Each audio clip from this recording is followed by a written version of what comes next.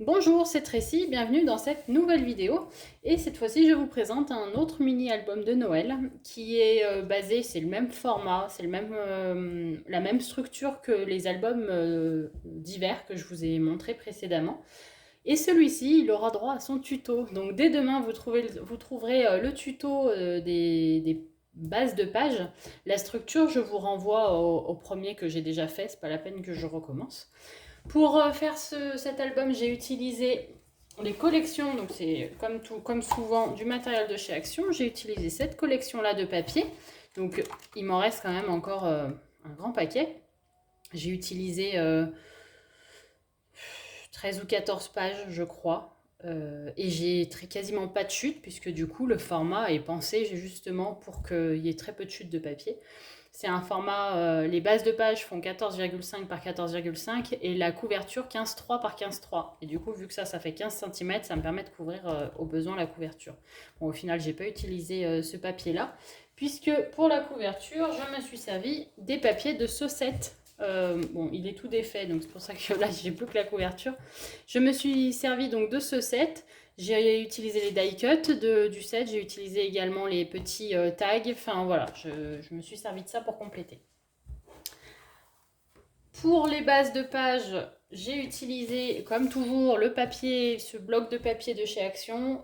Soit je prends les papiers cartonnés qui sont ici, soit j'utilise des papiers cartonnés de 210 ou 220 grammes que j'achète en ramette chez Cultura ou chez Amazon généralement. Et pour le papier uni, pour les espaces photos, j'ai utilisé ce bloc de papier cartonné de 270 grammes qui vient également de chez Action. Ensuite, donc la couverture, j'ai simplement, comme je disais, utilisé une des feuilles du Papercraft 7. D'ailleurs, sur l'arrière aussi, c'est le Papercraft 7. Et j'ai utilisé des die cuts de la collection pour décorer la couverture. Le fond, là, c'est des petits blocs de papier Action aussi. Les petits blocs de papier texturé un petit peu. Enfin, là, je n'ai pas pensé à le prendre pour vous montrer, mais... et voilà pour la couverture. Ensuite, donc là, on a plusieurs espaces photos. J'ai choisi le gabarit 13 par 15. J'ai 13 par 15, 13 par 9, pardon. J'ai ancré tous mes papiers avec la Distress Vintage Photo. Voilà. Après, c'est des papiers qui sont assez chargés, donc j'ai pas mis des masses de stickers et de die cut au final parce que ça aurait vite fait un petit peu trop chargé. Ici, on a une carte. Ici, des espaces photos. Alors, les espaces photos, quand c'est le 9 par 13, j'ai perforé à l'aide d'une perforatrice de coin que j'ai acheté chez Craftelier. Je vous mettrai le lien dans la barre d'infos. Ici, on a un petit espace pour une carte. Ici, alors c'est un fermoir glissière comme ça, qui permet d'ouvrir des deux côtés. Voilà.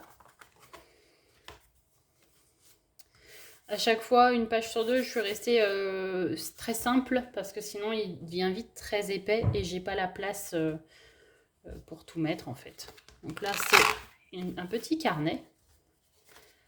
Hop. Donc rien que là, il y a 12 espaces photos. Donc comme d'habitude, j'ai oublié de compter combien on pouvait en mettre, mais je dirais une trentaine. Hop, attends, je le mets pas dans le bon sens, ça ne va pas. Là, c'est aimanté pour permettre une fermeture plus simple. Voilà. Et il s'est accroché avec du velcro.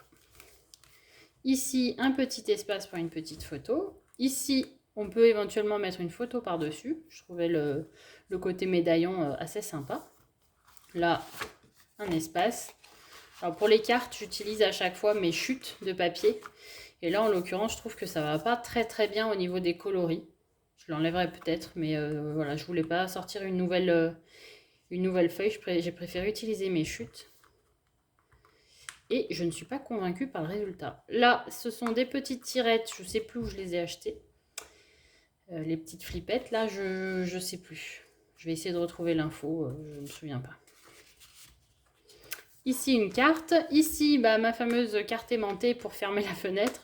Comme je vous disais précédemment, c'est une interaction que j'aime beaucoup, donc on va le retrouver très souvent. Ici, 2 petites pochettes avec des petits tags du Papercraft Set. Et pour finir, j'ai simplement mis un petit espace là pour pouvoir ranger éventuellement les dernières photos. Voilà pour ce mini album. Vous enverrez donc le tuto dès demain et j'espère que ça vous plaira. Et à bientôt.